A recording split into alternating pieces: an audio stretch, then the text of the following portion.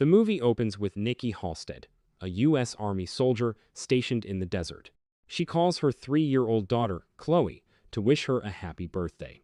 Every year, Nikki promises that she will be home for the next one, but she repeatedly breaks that promise. Although her commitment to the military causes her to miss most of Chloe's childhood, she never misses her daughter's birthday, even if she can only see her over the phone. For Chloe's 15th birthday, Nikki gives her a guitar, hoping to reconnect with her. However, by the following year, she has already returned to the desert. Their phone calls become increasingly awkward, and the mother Chloe once desperately needed now feels like a stranger. After her husband dies of leukemia, Nikki returns home for good, becoming a full-time mother and trying to make things right. Nikki throws a balloon-filled party for Chloe's 16th birthday, but Chloe's friends barely touch the cake and leave early. Chloe says she would rather spend the day with them, which leads to an argument. She accuses Nikki of never being there for her while she was growing up, then storms off and locks herself in her room. That night, Nikki tries to apologize, but discovers that Chloe has left a note and sneaked out to attend a party. At a bar, Chloe enjoys her first drink with her friends. They encourage her to approach an attractive young man named Ben, who charms her and secretly slips something into her glass as her friends leave them alone. Nikki tracks Chloe's phone and arrives just as Ben and several men drag her out through the back exit. When one of them pulls a knife, Nikki quickly takes him down, but the others escape with Chloe in a car. The car nearly crashes into another vehicle, allowing Nikki to catch up. She smashes the window and grabs the door, but a sharp turn throws her onto the street. Refusing to give up, she anticipates their route, races through a nearby building, and leaps from a window onto the car. Using her car key, Nikki stabs the driver in the eye, causing the vehicle to crash. She is thrown off again and knocked unconscious, while Ben pushes the dying driver aside and speeds away with Chloe. As Nikki lies injured on the pavement, her voice explains that once someone disappears, there are only 72 hours to find them alive. The scene suddenly jumps forward 27 hours. Nikki wakes up hanging upside down from the ceiling of a slaughterhouse, with the clock revealing that she now has only 44 hours remaining. A sadistic killer known as Victor the Butcher prepares to torture her, while several bodies hang nearby, including Ben, whom he killed for revealing the warehouse's location to Nikki. When Nikki demands to know where her daughter is, Victor cruelly replies that he didn't know livestock even had names. He then tells her that she made a terrible mistake by burning down Mr. Sullivan's most profitable brothel and freeing the imprisoned girls the previous night. Even with a knife pressed against her face, Nikki warns Victor to release her and reveal where her daughter is, promising to let him live if he cooperates. Instead, he laughs, cuts her abdomen, and stabs the blade into her thigh before answering a call from Mr. Sullivan, the syndicate's manager. While he is distracted, Nikki pulls the knife from her thigh and uses it to cut through her restraints. Once she frees herself, Victor attacks, but Nikki quickly gains the upper hand and stabs him several times. She interrogates him, demanding to know where her daughter is. When he refuses to cooperate, she cuts off one of his ears and warns that his death will become increasingly painful. He finally reveals that Sullivan is only the syndicate's manager and that the organization is led by a man known only as the chairman. Several SUVs soon arrive, but Nikki is already hiding outside. She watches as a well-dressed man steps out of one of the vehicles, surrounded by armed, well-trained bodyguards, and immediately identifies him as Sullivan. Inside, Sullivan finds Victor's body hanging upside down, with a photograph of Nikki and Chloe attached to it. Written on the back are the words, "I want my daughter back." However, Sullivan refuses to inform the chairman because he knows the man does not tolerate weakness. Instead, he orders every available man to hunt Nikki down. Nikki follows Sullivan's convoy to his heavily guarded villa. The men move with military precision, and the property is protected by cameras, dogs, armed guards, and surveillance drones. A direct attack would be suicide. As the adrenaline fades, Nikki feels the wound in her abdomen and realizes she must treat herself first. Meanwhile, Police Captain Michaels examines CCTV footage from Sullivan's burned-down brothel. A mysterious figure dressed in black killed 5 men, freed several captive women, and deliberately set the building on fire. Michaels concludes that the attacker has professional combat training. In a hotel room, Nikki treats her wounds by disinfecting and stitching them herself. Fighting exhaustion, she consumes coffee, energy drinks, and pills to stay awake because she knows Chloe doesn't have much time left. With 32 hours remaining, Michaels obtains security footage 2 hours before the brothel burned to the ground, showing Nikki dragging Ben from the bar and crushing his hand. The police also connect her to the driver found with a car key registered to Nikki, lodged in his eye. The detectives are surprised that the one who did all this is a woman and wonder who she really is. Nikki buys a 5-point harness from a local shop and notices a skateboard hanging on the wall. She asks to buy it too, but the owner explains that it is only for decoration. Seeing that she has clearly had a rough day, he eventually agrees to sell it to her. That evening, the chairman calls Sullivan, furious that the destroyed brothel has cost them a fortune.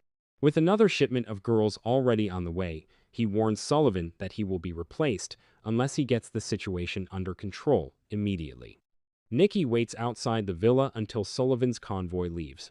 She puts in a mouthguard, accelerates, and crashes directly into the lead SUV. Her protective gear absorbs the impact, while Sullivan's guards are caught completely off guard. Before they can organize themselves, Nikki uses the skateboard to slide beneath the SUVs and takes out the guards, leaving only Sullivan alive. She then strikes him with the skateboard, points a gun at him, and demands to know where Chloe is. When Sullivan claims he doesn't know, Nikki shoots him in both legs. He begs for his life and offers to take her to the chairman, who is currently staying at the Grand Hotel downtown, but Nikki kills him, saying she doesn't need his help. Before leaving, she opens the trunk of one of the SUVs and finds Chloe inside. Nikki takes her home by bus. Exhausted, she briefly falls asleep and remembers the dangers of her military career, during which peaceful moments could turn deadly without warning. Her memories shift to a hospital, where Nikki and Chloe once sat beside her dying husband. Back at home, Nikki promises Chloe that she is safe now. The girl is heavily drugged and can barely respond. When Nikki sees several injection marks on her arms, she breaks down in tears. Meanwhile, Captain Michaels prepares a SWAT team to raid Nikki's house. He authorizes lethal force, knowing that she is armed and extremely dangerous. One of the detectives questions the order because a civilian is present. Michaels reminds her that Nikki has killed 13 people in less than 48 hours. The detective points out that all of the victims were suspected traffickers, but Michaels brushes off her concerns. Just before Michaels gives the order to breach the house, U.S. Army Colonel Joseph Lavelle arrives and orders him to have his men stand down, warning that it is for their own safety. Michaels rudely demands to know who he is, but Lavelle presents an order signed by the Attorney General, placing him in charge of the operation. Furious, Michaels is forced to withdraw his men. After the SWAT team leaves, Nikki heads to a pharmacy to buy medical supplies for Chloe because taking her to a hospital would raise too many questions. However, Michaels secretly contacts the SWAT commander and orders the team to disable their body cameras and kill Nikki. As she walks past a car, Nikki spots the reflection of a SWAT officer in the window. She leads the team into an alley and they follow, unaware that she has tricked them and circled around behind them. When the detectives ask Lavelle who he is, he reveals that he was Nikki's commanding officer in the Special Forces and that she was one of the deadliest soldiers he had ever trained. Michaels waits for confirmation that she has been killed, but the body cameras suddenly reactivate. Every officer is lying injured on the ground. Nikki calmly tells them to send 6 ambulances because she had to break several bones. Lavelle scolds Michaels for giving the order, then contacts Nikki over the radio and begs her to stop. Nikki explains that the syndicate took her daughter and subjected her to horrific abuse. Lavelle asks to meet with her in person, but Nikki refuses to stop until everyone responsible has paid. Nikki rushes home, finds Chloe's bedroom window open, and discovers that she has vanished. A young detective holds Nikki at gunpoint, but she quickly disarms him and turns the weapon on him, mistaking him for one of the traffickers. When she realizes he is a police officer, she knocks him unconscious. When she discovers that the traffickers have taken Chloe again, she storms off. Michaels drives Lavelle to Nikki's house. On the way, Lavelle asks why he sent in the SWAT team. Michaels insists that Nikki has killed 13 people and must face the consequences. Lavelle reminds him that she is a war hero and that every person she killed was a human trafficker, leaving Michaels with no answer. When Lavelle questions how a police captain can afford such an expensive suit, Michaels immediately becomes angry and defensive. The police raid Nikki's house, but she is nowhere to be found. Michaels responds by ordering a citywide manhunt and authorizing officers to shoot her on sight. Suddenly, two internal affairs officers arrive and arrest him for corruption, abuse of authority, and protecting illegal operations. They have also obtained copies of his overseas bank records, which show that he has been working for the syndicate. Furious, Michaels tries to attack Lavelle, but the older soldier easily twists his wrist and slams his head into a car window. Lavelle wishes him a long life in prison before turning his attention back to Nikki. Meanwhile, Nikki arrives at the Grand Hotel, the center of the syndicate's operation. The lower floors are filled with captive girls, while the entire top floor serves as the chairman's penthouse. Knowing the hotel is an impenetrable fortress covered by security cameras, Nikki parks her car near an electrical box, releases the gas, and lights a nearby fire to trigger a delayed explosion. She then calmly enters through the back, pretending to be the victim of a car accident before killing the guards in her path. After freeing several captive girls, Nikki heads to the kitchen and turns on all the gas burners. Moments later, her car explodes outside, knocking out the hotel's power and plunging the entire building into darkness. Several guards rush into the kitchen without noticing the gas. Nikki ignites it, killing them in the explosion. She then uses knives and the darkness to silently eliminate the remaining men. As she moves through the upper floors, Nikki discovers rooms filled with trafficked women. She shouts that the building is on fire and directs them toward the exits. Armed with two guns, Nikki returns to the main stairwell and opens fire on a group of traffickers loading their weapons. She moves quickly and confidently, drawing on years of military experience. When three gunmen hide in the darkness, Nikki fires a single shot and uses the muzzle flash to reveal their positions. She then takes them out before they can respond.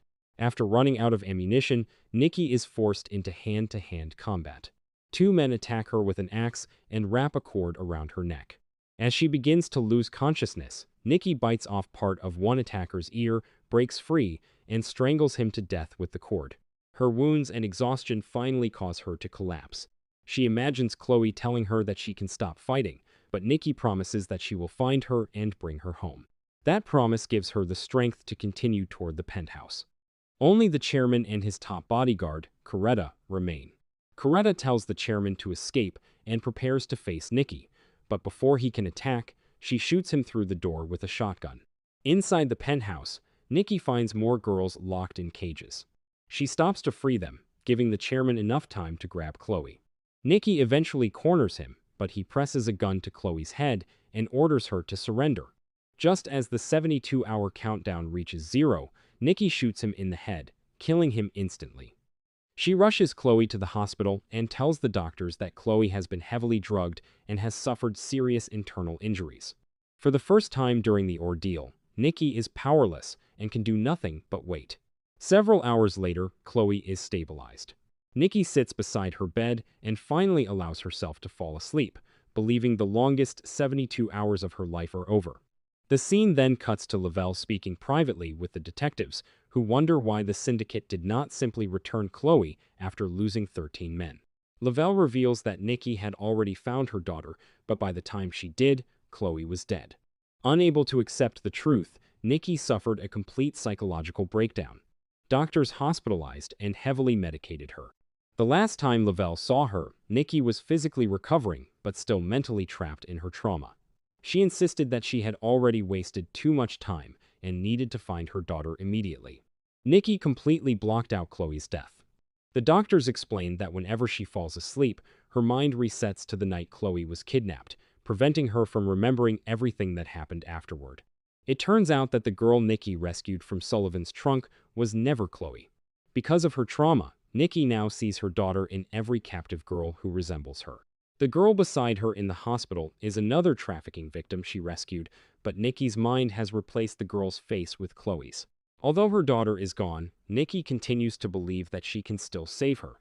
Her grief has turned her into an unstoppable weapon, endlessly chasing someone who can never return. The movie ends with Nikki waking up and whispering that she needs to find her daughter. The 72-hour clock resets, revealing that she is trapped in the same cycle and will continue hunting the traffickers she believes kidnapped Chloe. If you enjoyed this video, don't be shy to hit the like button, and if you disliked it, hit the dislike button twice, just to be sure. It would be best if you watched the whole movie. Thank you very much for watching. Please subscribe for more videos like this.